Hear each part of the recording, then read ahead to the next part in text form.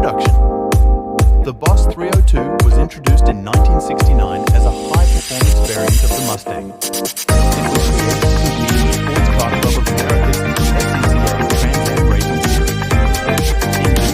The heart of the Boss 302 is its engine body. It features a specially modified version of Ford's small Boss 3.8 engine, displacing 302 cubic inches, hence the name Boss 302. This engine was rated at 290 horsepower, although many believe it produced significantly more power. Performance. The Boss 302 was designed for both street and track performance.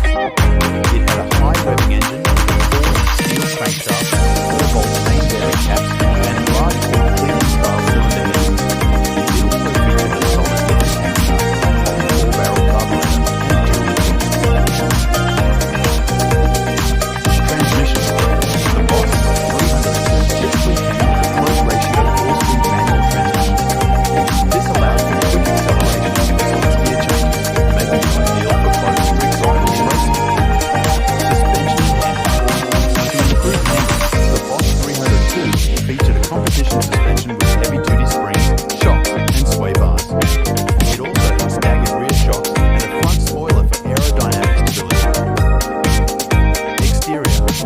Visually, the Boss 302 was distinguished by its unique exterior styling cues, including bold Boss 302 graphics, a front chin spoiler, rear deck spoiler, and distinctive shoulder boot scoop that was mounted directly to the air clearance network, shook with the movement of the engine. Production numbers. Ford produced the Boss 302 for 1969 and 1970. In total, around 1,628 Boss 302 Mustangs were produced for the 1969 model year, whilst approximately 7,000 were produced for the 1970 model year. Legacy. The Boss 302 has become highly sought after by collectors and enthusiasts due to its limited production numbers, racing heritage, and iconic status in the muscle car world. It remains one of the most desirable Mustangs in owner information. The Ford Mustang Boss 302 has been owned by a variety of individuals over the years, including collectors, enthusiasts, and drivers who appreciate its performance and iconic status in automotive history. Some owners may have purchased the Boss 302 new from Ford dealerships in the late 1960s or early 1970s, while others may have